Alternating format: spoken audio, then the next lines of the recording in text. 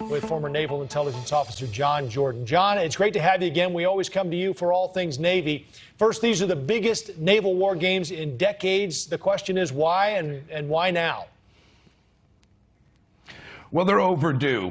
In addition to the military value of testing and validating a lot of our command and control procedures, intelligence gathering platforms, and making sure that information goes up and down the chain of command so that the right commanders have the right information. That's really the heart of this game, as well as collecting data for computer simulations later.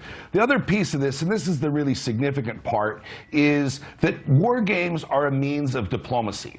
The Chinese and the Russians have been running war games for a while, and they've been doing it in concert with press conferences to try to build a narrative, to position themselves in their various spheres of influence. In the case of China, certainly trying to make the South China Sea and the Strait of Taiwan a Chinese lake by default. This is the U.S. saying, not so fast. We too can run exercises, and we too are studying what you are doing, and we will not allow just incremental Chinese or Russian military aggression to achieve political aims. So I also saw today where NATO troops also just wrapped up large-scale military drills. As you mentioned, Russia did as well. We all saw that. So is this just everyone sort of flexing their muscles? Yeah, that's pretty much what this is. Keep in mind that in these war games, diplomacy is more than just words. Deeds in and of themselves can have diplomatic value and can serve a purpose for communicating to friend and foe alike. And that's in large part what these exercises are on both sides. John, when you see talk, though, of preparing for another world war, it certainly gets your attention. Do you think that's clickbait, or is it that serious? That's kind of clickbaitish. The U.S. military is always running exercises of some sort, whether it's at the small unit level or, the ship level, the fleet level, or the platoon level, or the battalion level, what have you. There's always various states of readiness. Our nuclear forces are always in our highest state of readiness. So the U.S. is, as most countries, are at some degree of preparedness. It's how much do they choose to disclose, and can they use some of these exercises, some of this readiness, to convey messages to friend and foe alike. So give us an idea of the scope of this. When you see the war game board, if you will, this includes warships that are basically around the world. How extensive is this? Well, yeah, in this case, there's 36 warships are involved and 50 virtual units, which means there's people in conference rooms and computers simulating what other units, much larger units, differentiate throughout the world and how they would behave.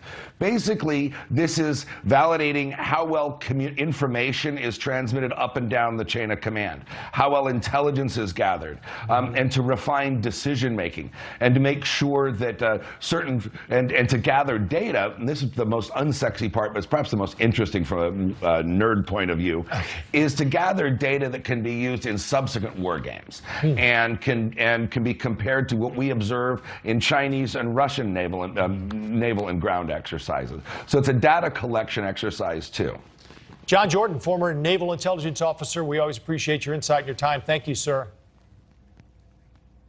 Let's shift now to Dean Chang, China expert and senior research fellow at the Heritage Foundation. Dean, let's pick up on that military point. We've had guests on this broadcast who think China is, without a doubt, our biggest threat, and that Taiwan in particular is the biggest and most pressing flashpoint, if you want to call it that. How do you see it? Well, absolutely. The issue of Taiwan, the Chinese, the CCP has consistently said they are prepared, if necessary, to go to war over that. But we've seen an increase in tensions in the South China Sea. There's been some Chinese comments about Japan, nuclear saber rattling towards them, and also China and India. It's often forgotten. They have outstanding border conflicts, border issues. There were clashes on the border there. Several Indian soldiers, some Chinese soldiers died last year. And so there's tension all along the China border. Right. And you mentioned it because we're hearing about it in these recent meetings that we've had between the U.S. and China. They've been contentious, to say the least, and even confrontational, with China issuing some threats. And as I recall, they said something about the U.S. Creating an imagined enemy. Are we making too much of all these foreign policy issues in that part of the world, or is this warranted? Well, the Chinese would certainly like to have the world believe that it's all the fault of the United States, but it's the Chinese who are defying the international Permanent Court of Arbitration's finding about the South China Sea. It's the Chinese who are crossing the center line of the Taiwan Straits. It's very easy for a state-run media like China's to present a very one-sided view. So you heard Marco Rubio at the start of the broadcast here. Is he right on this? Is China wielding unprecedented influence over the U.S. economy, in your opinion? Well, that's one of the things that differentiates China from the old Soviet Union. The Chinese have a major economy. They're part of global supply chains. They're certainly part of our supply chains. They are trying to influence. You'll notice that when Assistant Secretary of State Sherman was there, the Chinese brought up, you need to let Confucius Institutes operate in the United States. So the Chinese are moving Rook, Knight, and Bishop on the chessboard because they are trying to influence us in every way, not just through military means, but economic and even academic means. Is it happening in ways we might not necessarily see? Well, for example, you have to wonder why it is that the Chinese refusal to come clean on COVID, which led to a global shutdown. So many people, so many organizations insisted for so long that it was all a conspiracy theory. It couldn't possibly have anything to do with Chinese labs. And now we find a little while later that maybe it did. So the two nations you mentioned, our interconnectivity, I guess, we are in many undeniable ways. Do you see a way for us to break that tether, or at least maybe loosen it for our own autonomy? Well, I think that I'm not sure that industrial policy, picking winners and losers, is the best approach. Europe seems to have done that, and you'll notice that, for example, nobody seems to be running European computers, European programs, or European operating systems on their computers. But I do think that one of the things Senator Rubio notes, for example, is why are Chinese companies allowed to list on American stock exchanges and yet don't have to be transparent when American companies have to fulfill Sarbanes-Oxley and go through all of these hoops to be transparent to American banks and American investors? Dean Chang, Senior Research Fellow at the Heritage Foundation. Dean, thanks for the time. Thanks for having me. We're going to shift now to cybersecurity expert Robert Brzenczyk. Robert, I'm sure you've seen the grades that the Senate committee had given to some U.S. government agencies that had to do with cybersecurity. NASA, along with the Departments of State, Transportation, Education, and the Social Security Administration, all getting Ds. The Department of Homeland Security, which oversees aspects of U.S. cybersecurity, getting a B, and that was the highest grade. Robert, it's good to have you with us. The government is recruiting big tech for help now, and you are the cybercrime expert. How vulnerable do you think we are? Well, when you see grades like that, it's pretty telling. And every day there's significant nation-based observed targeted attacks on our critical infrastructure. It's a clear and present danger. It was short of an act of war, our attacks on the pipeline from Russia.